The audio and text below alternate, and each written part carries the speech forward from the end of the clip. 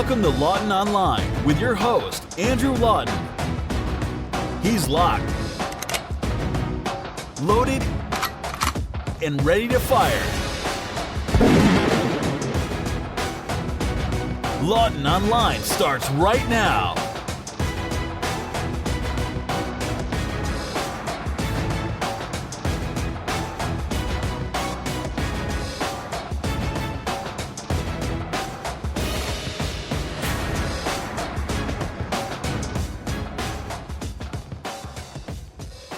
Hello and welcome to Lawton Online here on the Rebel.media. My name is Andrew Lawton with you for the rest of the program. And my goodness, is it my absolute pleasure to have you tuning into the show today. We've got lots to talk about this week. It's been a very busy week. And I must say, since the election, there haven't been many really busy political weeks. There have been weeks where there's a lot going on. But as far as actual periods of time where there's lots going on, this has been one of the biggest. We had the passage of the Liberals' budget federally, and we also had this really interesting development on the Saudi Arabia deal, which actually impacts my hometown here in London, Ontario.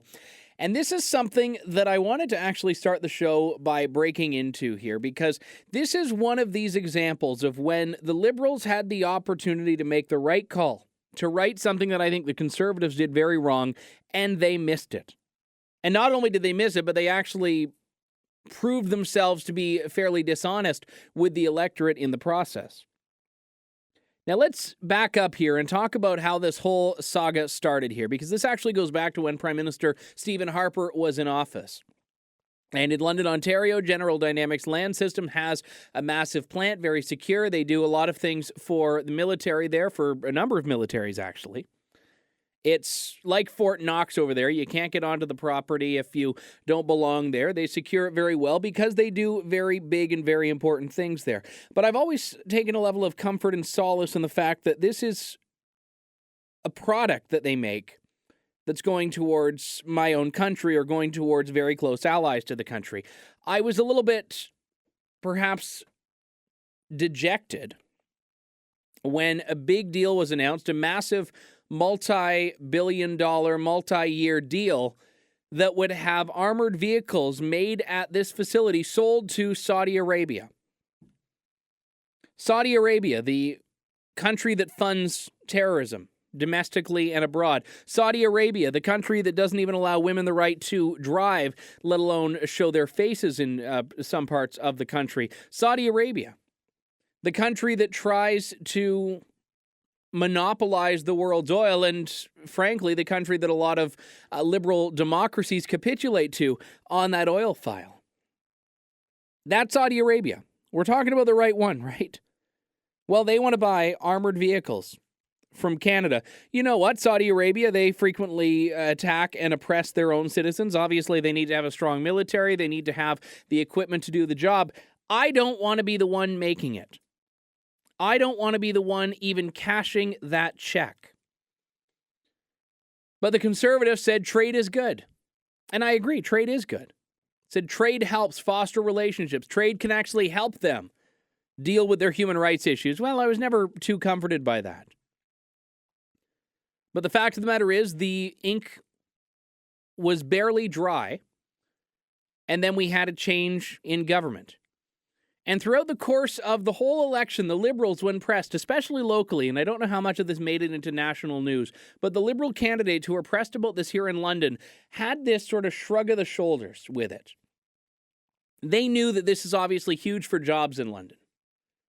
Huge for jobs in London. General Dynamics and a number of other local companies were hiring because of this. It was obviously a massive contract.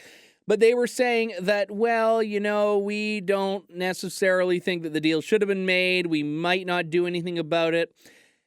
And they were trying to basically get the best of both worlds. They wanted to say, yes, we're concerned and this shouldn't have happened. But on the other hand, we like jobs and jobs are great. And we aren't going to, sign the death warrant for a lot of these people's jobs. But then the message changed when the Liberals got into power. The message shifted. It evolved, they might say. I would say devolved. And they started instead saying, well, we can't even do anything about it. Don't even ask the question. We can't do anything about it because the last government did this all. We have to basically honor whatever they did. We have to just play by the rules. It's not our fight. It's not our problem. We've just inherited this contract, this $15 billion contract,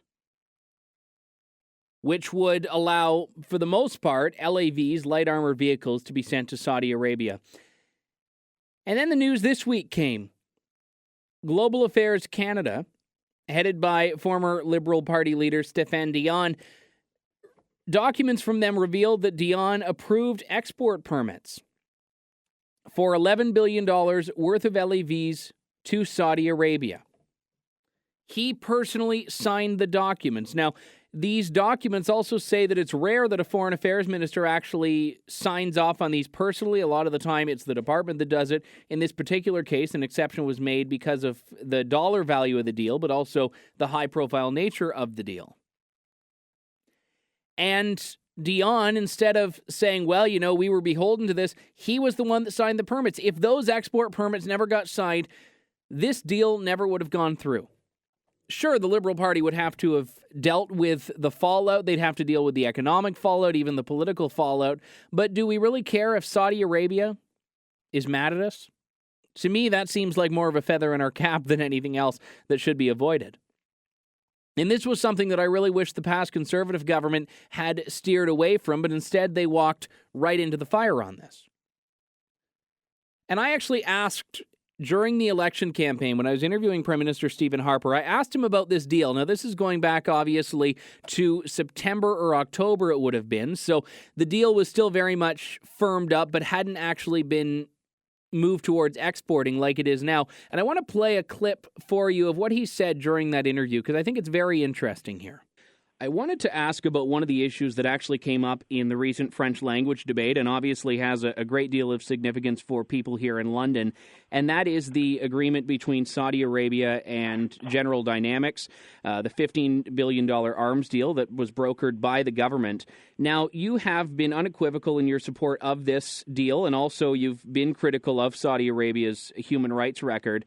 I guess the question that I would have to ask about this is whether or not protecting Canadian jobs is always the top priority in these sorts of decisions, or are there countries that you wouldn't support business with because of their domestic policies? Well, first of all, let's just be clear what the contract is. As you know, it's not an arms contract, actually. It's actually for military transport vehicles. And this is a contract. These are the kinds of contracts with this country that, frankly, a number of our allies have been bidding on. There are certainly absolutely cases where we prescribe completely any military contracts with the country. For instance, obviously right now, situation with Russia, we would not be involved in military sales of any kind to Russia, and where we've imposed heavy sanctions that go way beyond the military sphere. And in many other countries, it obviously depends, as in this particular case, it would depend on what type of military contract we're entering on. But this is one that is very consistent with what all of our allies are doing. And look, Andrew, I think it's very important for people to know in the London area about this one. This is the largest export contract in Canadian history. We bid against our allies to get it.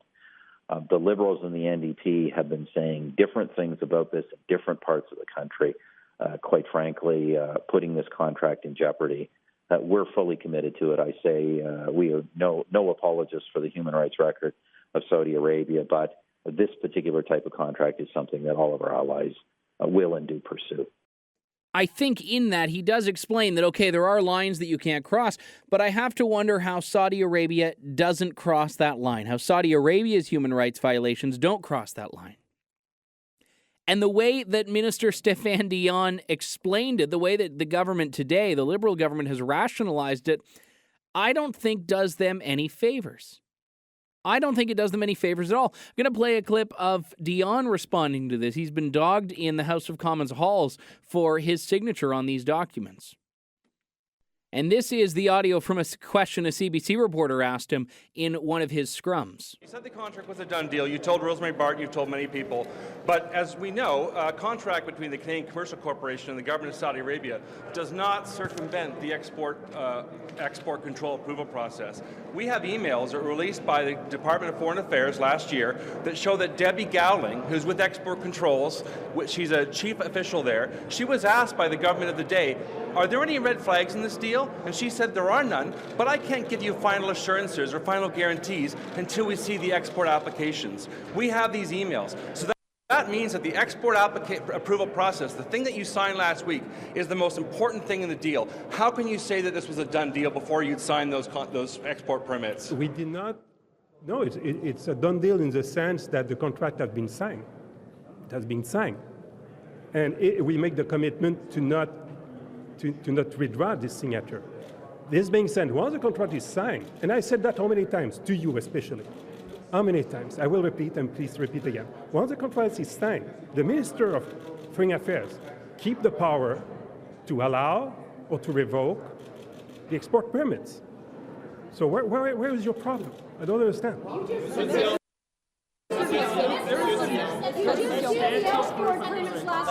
You just did the export permits. You could have changed your mind. Yes, but the process about the export permits is to look at if the equipment has been properly used. That's the base on which I make my decision. Once you have accepted the contract, and it's what we did, and we said during the campaign we would do, then the Minister of Foreign Affairs must look at the export permits and receive recommendations about the way it is used by the country. And as you have seen, all the assessment that has been made up to today, since 1993, is that the equipment has been properly used. So in other words, as long as they don't use the machines that were selling them on their citizens, he's okay signing the export permits. Now, if that's the line our government is drawing in the sand, okay, that's fine. But I want to make it very clear. Apparently, it doesn't pique any more red flags that we're dealing with a country where that distinction needs to be made. That we're dealing with a country where we actually need to go out of our way to ask them, hey, by the way, is there a chance you're going to use this to hurt your own civilians, your own citizens, to oppress your own citizens? Saudi Arabia, in the government's documents, is noted as being party to a disproportionately high number of executions, suppression of political opposition, application of corporal punishment, suppression of freedom of expression, arbitrary arrest, ill treatment of detainees, limitations of freedom of religion, discrimination against women, and the mistreatment of migrant workers. And that's all before lunch, I believe, if I'm not mistaken, in Riyadh. And that was a direct quote, by the way, not the lunch part. But the rest of it, that was a direct quote from the documents obtained from Stéphane Dion's ministry. And the document says that while Canadian officials will engage with Saudi officials, they'll raise the human rights issues, they'll talk about them, but ultimately the Saudis will just go, yeah, next, and then take in the light armored vehicles. And I do wholeheartedly wish there had been more opposition from conservatives on this when this issue was raised. But what I found funny is that the Liberals were the ones raising a big stink then. The Liberals were raising a huge stink when this was all being inked and being drawn up under the Conservatives. Oh, how dare you overlook the human rights, and what about barbaric cultural practices and all that sort of stuff. And now that the Liberals are doing it, it's, oh, well, what about jobs? Think of all the poor, starving children whose dads need to work at General Dynamics. It's amazing how the roles have reversed on this. And this is why I love being a nonpartisan, by the way. I'm not beholden to a political party. I can call out a bad idea on either side, and I can call out a good idea on either side. The problem is, right now, we are very much facing a shortage of good ideas from this government. And if anything, it seems they're just moving the goalposts relentlessly, especially on issues like this one. And Dion was even asked about this on Power and Politics, and this is actually what that reporter in the scrum was asking about, I believe. He was asked about the $15 billion deal, and he was asked in the context of 47 prisoners who had been executed in Saudi Arabia, including a prominent Shia cleric, Sheikh Nimr al-Nimr, by the Saudi Arabian regime. And she asked him about that, how he would respond in light of a massive trade deal, one of the largest of its kind, between a Canadian company and Saudi Arabia, given those executions. I'm going to play that clip as well, because I want you to hear in his own words, without spin, without editorializing, the inconsistency in the position between that and the clip we just heard from him in the halls of the House of Commons. Okay, well, let's talk about one of the ways that we're involved, and that's the $15 billion arms deal that we have with Saudi Arabia. What is the position of the government now? I know what it was during the election campaign and the Liberal Party, but would you consider cancelling or going back and reviewing the way that contract unfolded, given what's happening right now in the region? We have said during the campaign, the Prime Minister has been very clear, that we will not cancel this contract or contracts that have been done under the previous government in general. We'll review the process by which these contracts are assessed in the future. But what is done, and the contract is not something that we'll revisit. But you know that it was not done properly. You know, for instance, that export permits were not issued properly. You know that the human rights reports from Saudi Arabia in 2014 were not released publicly. So why the hesitation to go back and look at the contract, is particularly in light of what's happening now? At the last campaign, we did not say we'll revisit former contracts or contracts done by the former government. And we need to stick to our word and to be sure that in the future the process will be very rigorous. But is that not us choosing to keep 3,000 jobs in Southern Ontario versus trying to... It's a commitment we have made. What we would look like today to revisit it after the fact. We have made this commitment. Well, you've revised other commitments and promises already as a government. What we will do, though, is that we will be very clear with the government of Saudi Arabia that Canada will never accept that these equipment would be used against their own population. So it comes back to politics. And don't get me wrong, I understand the game. I understand they have to play the game. My belief is that it's never too long to make the right decision. It's never too long to try to fix past mistakes. And I realize this is difficult. No government wants to be the one to say, you know what, we care more about something happening in another part of the world than we do about jobs in our backyard. And then you also get the myopic view that, well, you know what? They're going to get the machines from someone else anyway, so we might as well profit from it. But no one wants to call out the Saudis. In the same way that no one wants to call out the Chinese, both with reprehensible human rights records. I'd argue Saudi Arabia is probably worse in terms of their actual policy, although if you look at the actual number of executions, I'm not sure China is in any position to be bragging whatsoever about its human rights record. But the fact remains that this government has moved the goalposts. And they can't enforce, like Rosie Barton was going to get out of him there, what they're doing with these things once they get them. It's their business at that point. And I get that they said they wouldn't revise contracts, but the reason they said that is because the contracts were done in their eyes. This is his response. What's done is done, and the contract is not something that we'll revisit. But when the minister has basically veto power, we don't have a strong executive branch in Canada. But the minister had veto power. He could sign or revoke the export permits. He can actually, in this case, do whatever he wanted. And he chose to let sleeping dogs lie, to let the equipment get sold, and still managed to blame the last guy for it.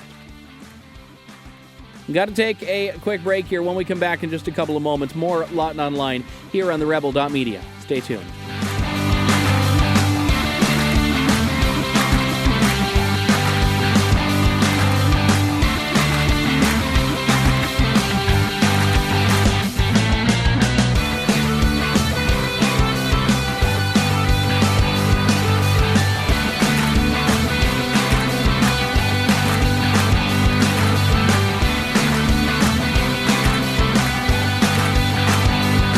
He's unapologetic, unwavering, and unafraid to take on the left's sacred cows. He's Andrew Lawton, and you're listening to Lawton Online on the rebel.media. Welcome back to Lawton Online here on the rebel.media. This is a free speech zone. I've made this point very clear. In fact, one of the reasons the show exists is basically to make sure that Canadians continue to be aware of this God-given right to speak freely, to speak our minds. And I happen to employ that right more than I would say the average person does. And we all know the guaranteed place if in no other location where that right will be threatened, it is a university campus. A small dead animals blogger, Kate McMillan, has now famously quipped, "The opposite of diversity is university." Diversity of opinions in university, that would be non grata, as the Latins say. And this was certainly reiterated late last week with a decision made at Brock University regarding a campaign called Generation Screwed, which is a product of the Canadian Taxpayers Federation. And they were going to have an event on campus at Brock to talk to students about taxes, to talk to students about debts and deficits and all this sort of stuff. Christine Van Gyn, who is the Ontario director for the Canadian Taxpayers Federation, was slated to speak. But the problem is that Brock University's student government said to the organizers, to the students behind Generation Screwed's Brock campus, they couldn't have an event because they needed to do political sensitivity training. I kid you not, political sensitivity training as a group, and it was only available twice a year. Now, it so happens that the club did do the training, but the paperwork hadn't been processed yet. I'm more concerned with the fact that the training was actually needed in the first place, and Brock is not a standalone school here. I've seen a number of examples firsthand and as an observer that we'll talk about later on. But I wanted to first get the rundown on this with Anthony Furey from the Toronto Sun, who had a great column about this nonsense that seems to be plaguing so many campuses, these so-called institutions of higher learning. Anthony, great to talk to you again, sir. Thanks very much for your time today. Hey, Andrew. Great to be back on the show. I'm very grateful you did the sensitivity training before I could have you on. That was good. I did. I wouldn't want to offend anyone. You passed, I believe, so that's always good.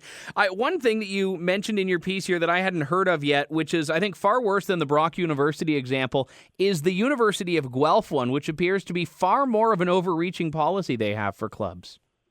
Well, I mean, this is just bizarre. And me researching this whole story about these canceled speeches and how hard it is for Generation Screwed to get clubs set up really across the country just shows how over-bureaucratized and overly PC all Canadian campuses become. And the Guelph story, I mean, get this, Andrew, it is just wacky. For you to get a club, any club, not this, anti-debt club, which is a bit political, but if you want to start a chess club, or maybe if you're a brony, one of those guys who likes My Little Pony, you're going to want to start up a club. But you first have to take this anti-oppression training seminar. And I read one of the documents online talking about what they're going to teach in the guidelines, and they teach people about ableism, about saneism, about classism. And I tell you those because those are the extreme ones. The whole patriarchy and the white privilege stuff, that's just the basics. That's just level one, front door stuff. It's the saneism and the ableism. That's kind of the new frontier of all this. And if you want to start your chess club, you got to sit in on a half-day session and prove that you've listened to this stuff and that you're on board. And I also have to wonder here, with a chess club, it's hardly going to be a magnet for controversy. You never know. But other groups we've seen in the past, universities apply these guidelines very unevenly or seem to be directing them towards groups of a particular persuasion, like in the case of Generation Screwed at Brock University. And I know this firsthand, having done a number of events going back to when I was in university and even since then, helping out with student groups, where university administrators and student councils will try to lay down these ridiculous hurdles that you have to jump through. One that we've seen in a number of cases is security fees, where they're given this bizarre, unattainable estimate. So it seems like there is a huge issue with, as you mentioned earlier, the bureaucratization of censorship, really.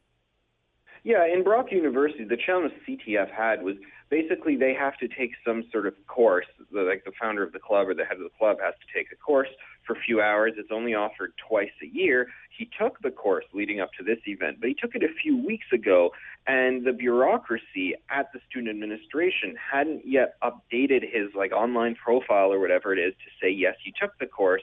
So then he wasn't allowed to access the online booking system yet, even though he'd already taken this course.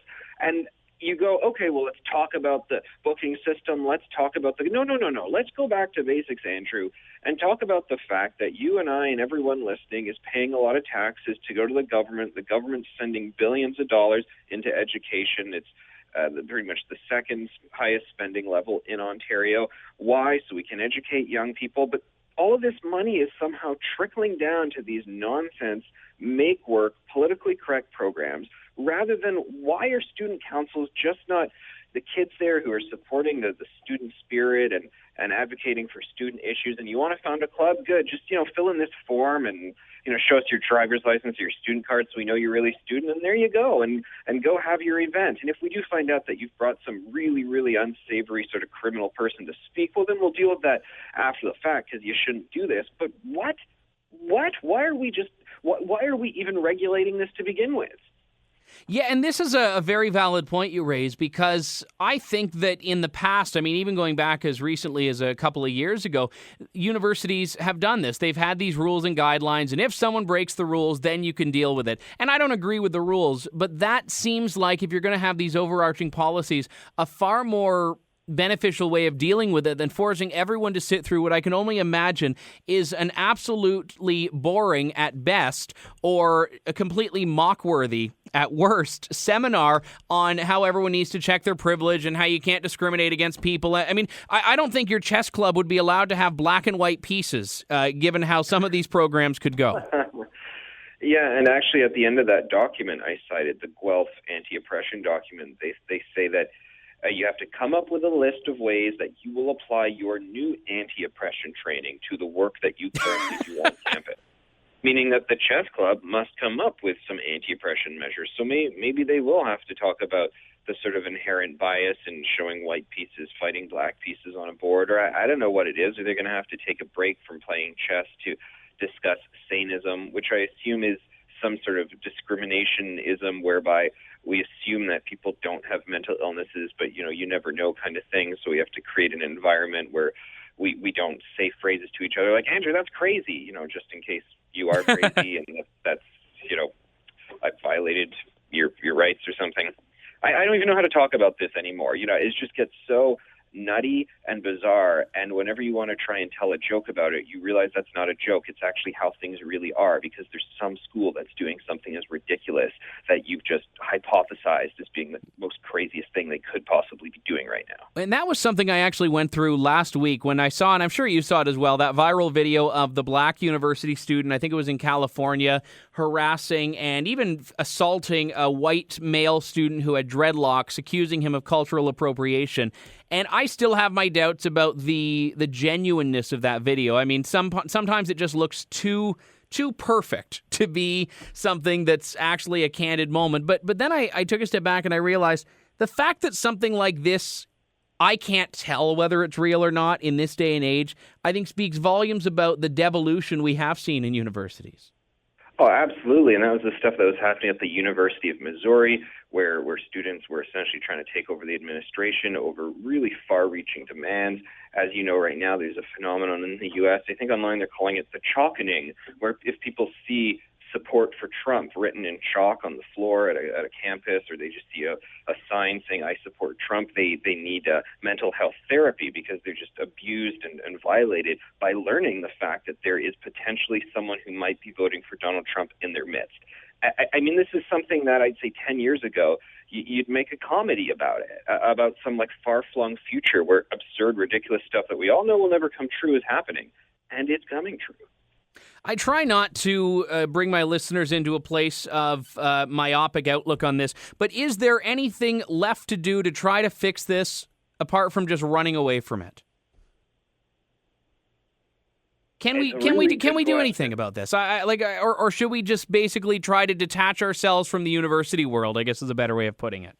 Yeah, I think we should laugh at these ridiculous situations, because anytime you try and speak with them sort of rationally, they try and flip things around and challenge your assumptions or whatever lingo they're using for that. And I just don't think it's worthy of acknowledging that's how ridiculous it's become. So we need to keep laughing at it. And of course, when anybody says, well, we need new funding for something at a university, you got to stop and think, okay, fine, if this is actually going to fund, the nursing program and helping the desks get built and give people their textbooks and so forth, well, I think that's a wonderful thing. But if it's just going into this gobbledygook, well, we really need to drill down into the funding and find out where it's going. And I really feel for the students, because actually a lot of this student union funding, most of it is coming off of their levies and fees. So students who are struggling and just trying to get by and make ends meet, and their parents saved for years, send them to university so they can have a better life, are funding this BS through their fees. And it's a scandal. It's a shame. Well, and I even look at the students in Generation Screw, just to bring it back to the Brock example here. I mean, regardless of whether or not someone agrees with the message of that club, these are young students that are talking about economics of all things. This is something that's very difficult even to get adults to pay attention to. And you have university-age kids and young adults who are aware and engaged and interested in talking about debt, talking about deficits, talking about government spending. Universities should be encouraging that type of discussion, not stymieing it. Absolutely. The bottom line, I think, in this case is someone wants to come to the university and speak, just let them. And we really changed culturally in Canada, and I think it was 2009 when Ann Coulter was barred from attending the University of Ottawa because some people didn't like her books and her views. Well, you know what? Just sit and listen, and then during question period, you could boo her and jeer her and whatnot. But, I mean, come on, folks. Universities are supposed to be places of free expression, and this day and age, they're the least free places that we see, at least these activist corners to them. Yeah. Thankfully, you go to a normal class about economics or history and whatever, and hopefully, fingers crossed, although we're going to be proven wrong, I'm sure, it's business as usual. Yeah, and I remember that very well. I was one of the organizers of that tour, and it still baffles me to this day that universities wanted to stop that from going on, in some of them, and that's where I can look at University of Calgary and Western here in London as examples of universities that made the right call. So I'm glad there are some shining lights in this discussion. Anthony Furey joining me on the line, Toronto Sun columnist. Always a pleasure, Anthony. Likewise. And it's not just a university problem anymore. That's the major challenge here, is that all of these students who have been raised in the safe spaces, trigger warning, free speech zone, no free speech zone, university and college culture, people that have gotten their degrees, diplomas, etc., are now working. These are people working for governments. These are people that are running agencies. These are people that, unfortunately, are working as journalists. These are people who have now taken this childish playpen academic attitude and tried to bring it into the real world. That is the ones that are not still working on their 12th year of their undergraduate degree in gender studies and conflict resolution, a group, by the way, that probably includes more than a couple of CBC reporters, if you would get me to wager some money on it there. So how do we deal with it? And this is an ongoing question, and every time I have a story or a series of stories that challenges this sacred cow of political correctness, this is a question that I get from people. Okay, we all agree it's a problem. How do we deal with it? How do we address the problem? And I think my approach is part of the puzzle here, which is to keep talking about it, keep raising it, make it to the point where it is absolutely undeniable and unavoidable, not just for people like you and I who get it, but for the masses who are not political, who are not conservative, or who don't yet know they're conservative. That they understand the culture war, that the battlefield is the 2016 classroom, and that we are losing. That's important. That is incredibly important and not really happening. And I think what Anthony said as well is paramount, that we continue to mock it, laugh at it. Focus on the absurd of the absurd. And then use those to illustrate the far more significant and, I would argue, concerning and scary examples of this happening. Like, for example, students in the U.S. saying they were triggered by the name Donald Trump 2016 written in chalk. They called this the chalkening, I believe, as a follow-up to the triggering, because they said that the chalk writing of Donald Trump's name made them feel unsafe. Chalk, which washes away, much like any possible career hopes for a lot of these people, just a little squirt of water. And, you know, Margaret Wente, Globe and Mail columnist, she coined a great phrase talking about precious snowflakes. She said, the thing that people forget about snowflakes is that they melt the second they hit the pavement. And I think this is something that we need to remind ourselves of, or remind those in the academic bubble of as well. That, yeah, you can talk about your safe spaces, your trigger warnings, dulling the edges of everything else. But remember, the second you try to enter into the real world, you are no longer going to be able to shield yourselves forever, or be shielded by people who think you've deserved a safe space to avoid ideas that might hurt your feelings. Ooh, I'm quivering in my boots here. We've got to take a quick break here. When we come back in just a couple of moments, more Lawton Online here on the Rebel.media. Stay tuned.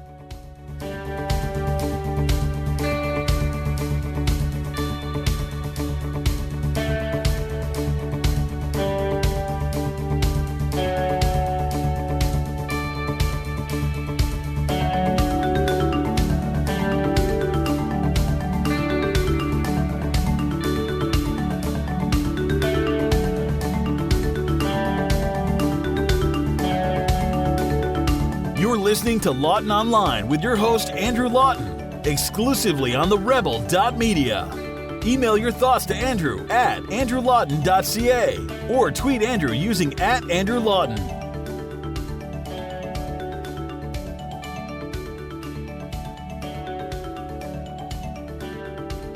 Hey, welcome back to Lawton Online here on the rebel.media.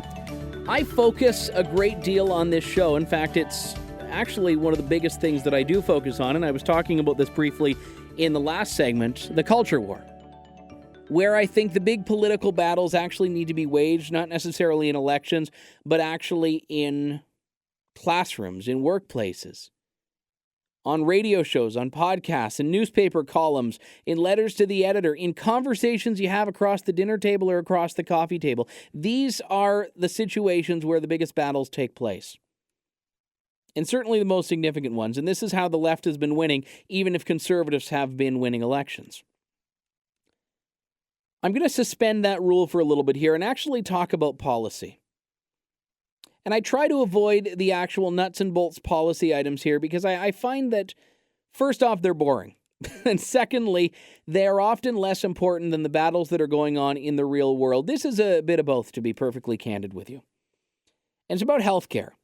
Now, this is obviously coming from an Ontarian's perspective here, but make no mistake, the healthcare challenges I see in Ontario are not that different than what you're seeing if you're listening in BC, if you're listening in Alberta, if you're listening in Nova Scotia or PEI. As much as there is a distinction across the board as far as how every province organizes its healthcare system, we have one Canadian universal system, and we're all told by American lefties like Michael Moore how wonderful it is, by Canadian politicians how wonderful it is, by Barack Obama how wonderful it is. And left out of these stories, left out of these proclamations of political prowess, are the real-world examples of people who have experienced a great deal of harm by this system. People who have been negatively impacted by it. And I'm one of them. I've talked about this a lot. I've written about it in the past. I haven't talked about it on the podcast in a great deal, not for any reason. It just hasn't been a topic that has actually come up. But I had, when in 2009, I was working in Ottawa at the time. I was working for the government. I had a stroke. Now, we can blame the government for that, which probably shares part of the responsibility. But I had an underlying health issue of which I was not aware. And I went to the hospital. I was having an irregular heartbeat. I wasn't sure what was going on. I called telehealth, which is a medical advice line the government runs. It's great. You wait for like an hour to talk to someone, and they have two things they'll tell you. One is go to a hospital now, and one is go see a doctor tomorrow. These are their only two answers. So I was talking to them, and they said, go to a hospital right now. We're sending an ambulance. And I'm like, okay, I take it to mean this is something pretty important if they're telling me to go that imminently. So the ambulance came. I went to the hospital. My heartbeat was quite irregular. They did some tests. I got right in. And this is one thing I have to say about the Canadian healthcare system. If you are in an emergency, you will get treated. You will get seen. And you won't have to pay for it. Who doesn't like free stuff, right? Quote unquote free. Well, I was dealing with something called atrial fibrillation, which is essentially an arrhythmia. My heartbeat was not regular, and this is something that can be caused by a number of things. For me, it was just bad genetics. And they were able to give me something. They were able to fix it, basically.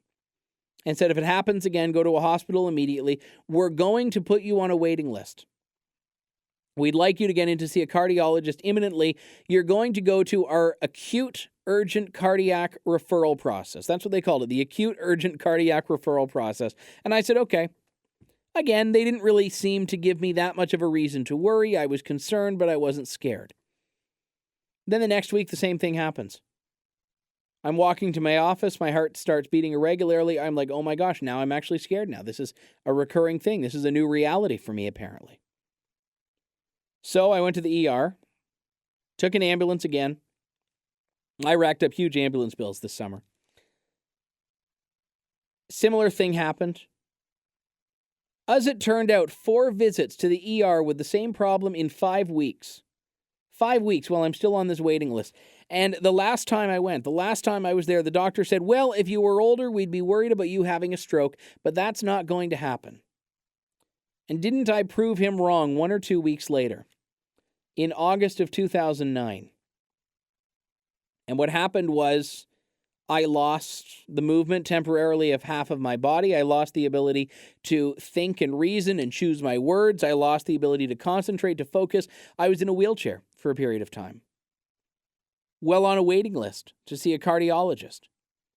Yeah, when there was an emergency, they brought me in. But when it came to looking at the follow-up, help was not there. Or it was, but I had to wait for it. And I had no option to go outside the system.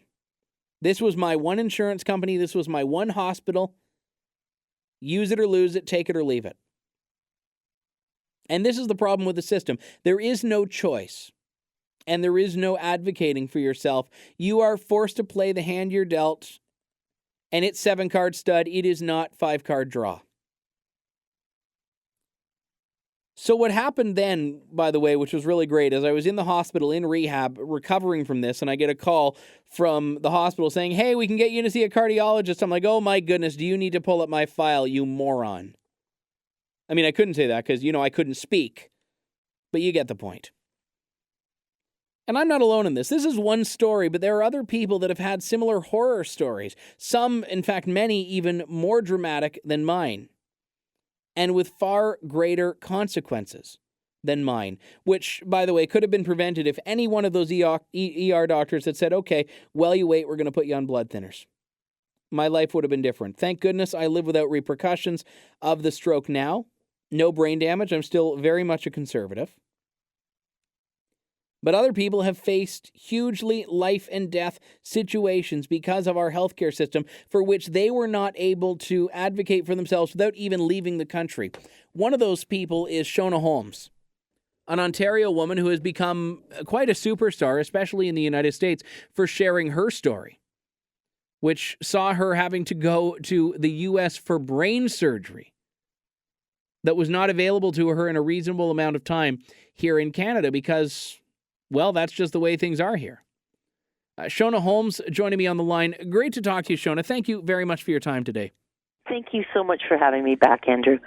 I first learned of you years and years ago. It was when I was going through a similar issue of mine, and you were talking about this to Americans. And I find it interesting because I've had the chance to share with a lot of Canadians my own struggles, like having a stroke on a wait list. And I didn't really think that, hey, Americans need a heads up as governments try to move the U.S. further and further towards Canadian-style healthcare. So tell us your story for people that haven't heard it.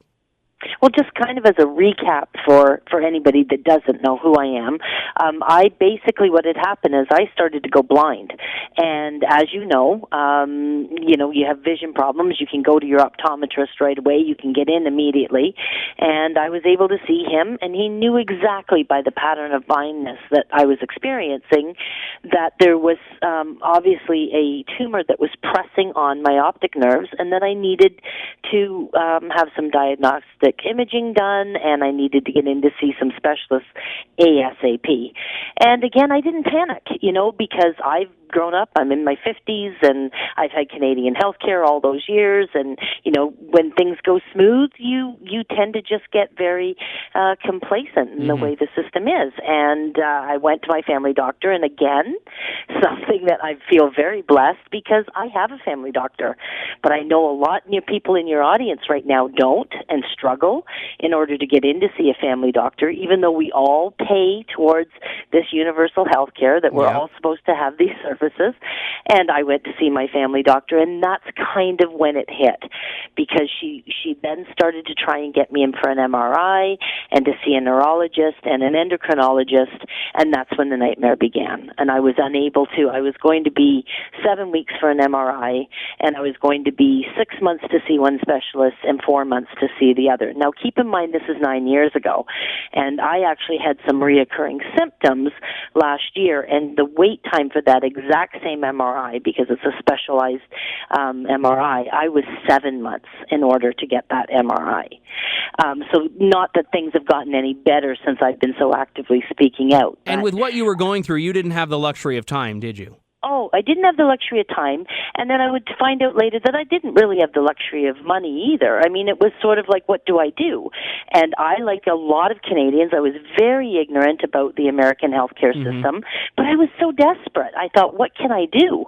And I had a lot of American friends that said, you know what, Shona, you've got to get down here. You've got to, or at least go see another doctor in Canada. Well, you know, that isn't an option.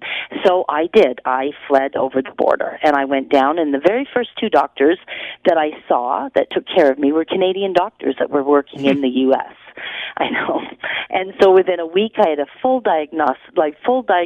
They handed me my test results, and they said, you know what, Shona, this is crazy. You do not need to be here to do this. Go home, be with your family. Anybody who's going to have brain surgery, that's where they need to be. They got on the phone. They had all sorts of colleagues still available to them, but by one phone call in Toronto, and they could not get me in to see anybody. There was yet we knew exactly what was wrong and what needed to be done. So I thought, you know what, I'm a professional mediator, I'm a professional problem solver, so I can go home, I can fix this. And of course I knew that if you were sick enough, they would take you, that they would have to deal with you. And I came back and found out that just wasn't the case. And so after knocking as many doors as I could when I came back, a lot of doctors very offended that how dare I leave the country and jump the line. And so I went back to the United States. My husband put a second mortgage on our home, and I don't know when those bills will ever be completely paid, but I'm here, and I have not stopped talking about it, whether or not I'm on a show like yours, or I do many interviews in the United States as well, warning Americans about staying in control of your health care. And this is the biggest problem when we look at, I think, the Canadian system is that, as you mentioned earlier, I mean, this is great when things are fine, when you just need a little consult on this, or maybe you need to go into the hospital with a heart attack. But if you have something that's more complex, if you have something that is, for a lot of people, more unforeseen or requires specialists, this is when the system starts to break down here. And more importantly, we don't have the choice. You can't say, you know what, I don't like my treatment, I'm going to find elsewhere. And let's face it, as patients, we're customers. And I know people don't like looking at it that way, but the government needs to start treating us like we're customers. Well, absolutely. And the thing is that by making it as all equal, it has become extremely, the inequality has only increased. You know, you are given a treatment in this country strictly by your postal code. I mean, if you get a certain type of cancer, you have to hope that your province covers the treatment for that cancer. I mean, we get people that are treated one way in Nova Scotia, and they would not be able to get the same treatment in Ontario, and that just simply is not right. And there are so many of cases like this. And I mean, not that long ago, there was a young girl, just pushing 18, and she started to speak out the exact same way as I did, a cancer problem. And I was fortunate mine wasn't cancer, but she was in that situation where she and she spoke out. Everything was set up. She was ready for stem cell treatment, everything. And she's since died because there was no bed. Now, what are we doing? When we can't save an 18-year-old girl from cancer in this country, what are we doing? What's going to happen to our 90-year-olds that are waiting for care in hospitals? What's going to happen to premature babies that are born? If they're fortunate enough to have, care in a hospital, that's great. But we also don't realize how many of those premature babies are put in an ambulance and taken right over the border because we don't have the nurses. We don't have the staff. And everybody, when I speak to, our neighbors, 57,000 people went over the border last year for treatment. So Canadians are using their system, and they're using their system successfully. And Americans, they just don't understand how our healthcare works. And this is what I keep saying to people is that they have to realize it's all the little bits and pieces. And when you start to put it together and you realize that it's hitting home and the closer to home, that I think it's so important that we have to become involved in healthcare reform. When you look at the issue of bringing reform about on the Canadian side of the border, I wanted to ask, what happened when you tried to sue the government over this issue? Well, I mean, that's still going on. First of all, even after almost 10 years. 10 years, and I'm the constitutional challenger because I am for the province of Ontario, and I'm fighting just for the right to be allowed to purchase health care, private health insurance, or the ability to use my own money if I have it in order to treat myself or my family members. You know, to be able to give my family the same dignity that I can give my dog. That's all I want. That's all I want. But I did try and get reimbursed for my expenses unsuccessfully. And this is the thing, is that, you know, I've shouldered that cost. We realize it's ours. I wish that I could have been reimbursed by my health insurance. Which, by the way, is not an unrealistic issue, because the government has reimbursed people on some things that they get outside of the country. Absolutely. But, of course, I became the squeaky wheel, which does not always get the... By the way, I'm just going to tell you that, you know, because the lash out that I got, I mean, I had death threats. We had put security on our home. You know, there were Facebook groups, anti-Shona Facebook groups, you name it. You know, the phone calls, people showing up at houses that weren't even mine. Wow. And destroying property because they thought that, you know, somebody had the same initials of me in that house. You know, so these placid Canadians that we think, you know, don't do these sorts of things, it happens all the time. And I guess what I'm speaking out for is I am so pleased when someone says to me, well, I was in hospital and I went perfectly well. I was treated wonderfully.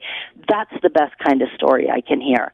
But I'm not speaking out for those people. What I'm speaking out are for the people who are sick, who are dying, who can't get into hospitals, who don't have a family doctor, who are relying on, you know, somebody being a voice for them, because it's so important that we keep this going. You know, we look at places like Great Britain, you know, and they've adopted both kinds of health care. They have both private and public, and they're still failing in it. And this is why I think we have to be very, very cautious not to be overly critical of the United States and learn from what they've done and learn how maybe we could do things a little bit better here. Yeah, and on the note of the people that have sort of made you the enemy about this thing, I wanted to actually ask about that very question, because I know people have in Canada and the U.S. Tried to say that your issues weren't that serious. How do you respond to those claims? Because I know you've heard people say this about you, which is always great when someone else knows your body better than you and your physicians. That's right. That's right. And the thing is I would love to see how the Canadian government would have treated me. If best case scenario, I would have been permanently blind. Worst case scenario, I would have been dead. Wow. You know, so that sort of thing. And I don't think that a place like the Mayo Clinic in general tends to do brain surgery on people who don't need it. You know, it's not something that they would just say, oh yeah, Americans, they'll operate over anything. It just wasn't that simple. It just wasn't that way. And I've had ongoing, you know, my medical records are all public records. That's the thing. The minute you stand out and you speak out, there's nothing about my case that's hidden anymore. You know, whereas in the United States, there's a lot of privacy that goes on about that sort of thing. Whereas here in Canada, it's absolutely not. Anybody wants to know what happened, it's right there. And why would anybody invest such kind of energy into it? Like, even when people will say to me, you know, Shona, I'm thinking of going to the papers with my situation, is it a good idea? And, you know, I have to really tell them, you have to really, really think twice about doing it, because when you should be focusing on taking care of yourself and getting well and then turning off the outside world, sometimes you have to be very selfish. And unfortunately, you know, that's not the best time to speak out. So, but I'm here, and I'm still fighting about it, and I will continue to fight about it until I see some healthy changes in this country that we deserve. I mean, I can't imagine.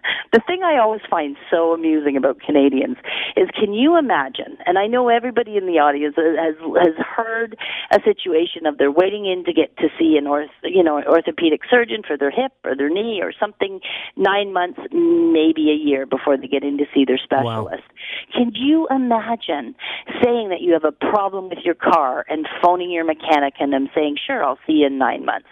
Yeah, and I think the point you made earlier, that the way people have their animals looked after is superior to how we have ourselves as humans looked after.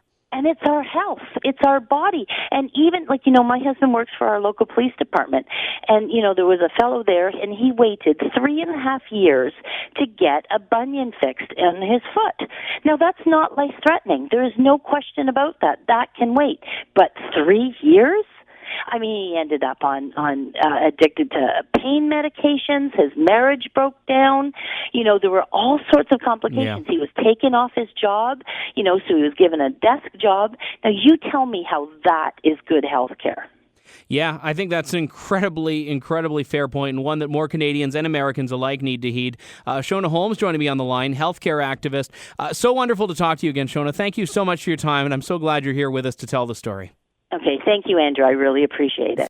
But of course, everyone says she's the exception, not the rule. How many exceptions do we need to cause us to reevaluate? Hey, I think we need a new rule, guys.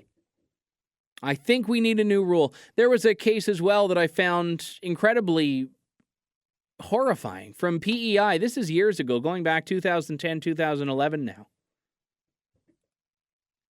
where a woman had a miscarriage in a hospital waiting room. She was 29 years old at the time, 9 weeks pregnant. She started bleeding. They went to a hospital's brand new emergency room. And for 3 hours, she was crying. Blood was seeping out of her jeans. She feared she was losing her baby. She feared she was bleeding to death. She didn't know what to make of it. But 3 hours she sat there while this happened, waiting and waiting. And in the time she was there, only one patient had gone through the doors. One patient had gone in 3 hours. So the two of them had enough. Her husband got her out of the wheelchair into his truck. They drove 45 minutes to another hospital. I don't know the geography of PEI. I know it's not a huge problem, or a huge province, rather. 45 minutes is a lengthy drive still, especially when you're in crisis. And she was told in the emergency room that she was having or had had a miscarriage. And she said what bothered her the most is that she didn't know, that no one told her, and that she had her dignity taken away. She was forced to have a miscarriage in public with people watching while crying. It's an emotional time for anybody, even though these are unfortunately common. Still, there's something to be said about, hey, maybe we can tell you instantly what's happening. Maybe we take you out of the waiting room and do this right now. Do it right. It takes 10 minutes. Or at the very least, we give you some time. We give you a room that you can stay in. But no, nothing. Nobody cared. And this is the system, whether it's not being able to get brain surgery, whether it's miscarrying in a waiting room, or whether it's having a stroke on a waiting list. There are all too many examples of the Canadian healthcare system failing the Canadians who have paid into the system under the guarantee that it's for us, it's there for us, and it's effective. And the left will say, oh, well, you can go and pay out of pocket in the U.S. if you want. Why should that be on me? Why should that be on me? I'm already paying for it. I'm just not getting what I'm paying for. You can be darn sure I'm paying for what I get, though. And I'm grateful now that for the last several years, I've been incredibly healthy. I haven't had to go to the hospital. I haven't needed to use much more than going to see a family doctor. But if I were, I'd be very concerned. I don't know what the solution is. I know that a lot of Canadians get sucked up into this trap of believing that there are two healthcare systems in the world. There's the Canadian system and the American system, and you have to choose one or the other. And that's not the case. That simply isn't the case at all. And we also have people that think that universal healthcare means it has to all be government funded. No, lots of countries, like Europe, for example, countries in Europe, rather, have achieved universal coverage with a huge level of private enterprise, whether it's private hospitals or whether it's private insurers or a combination of both. So there are options out there.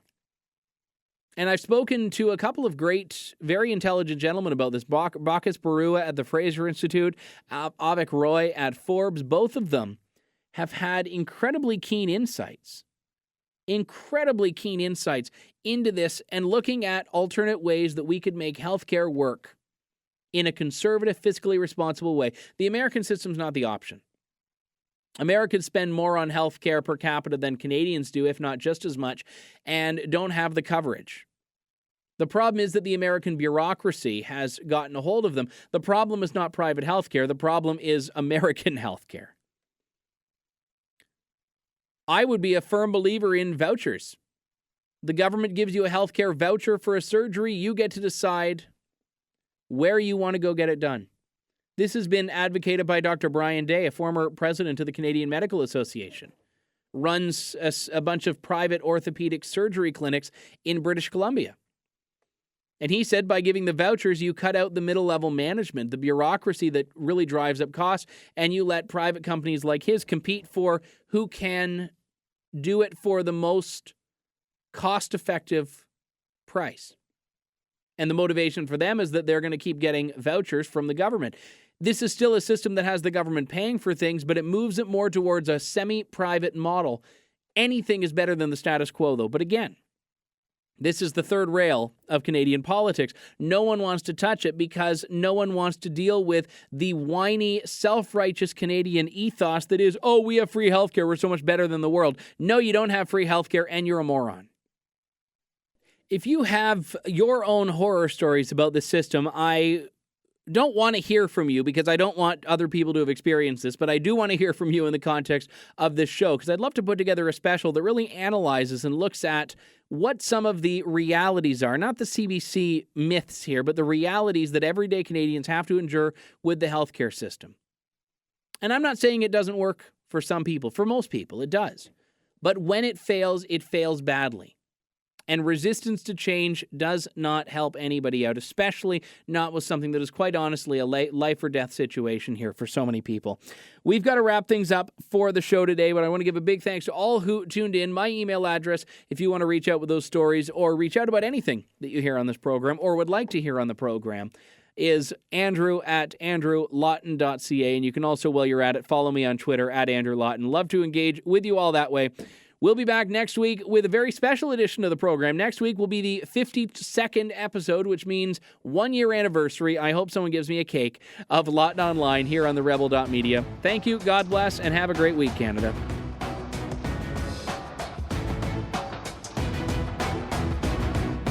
Thanks for tuning in to Lawton Online. Check out the rebel.media for lots more fearless content and commentary.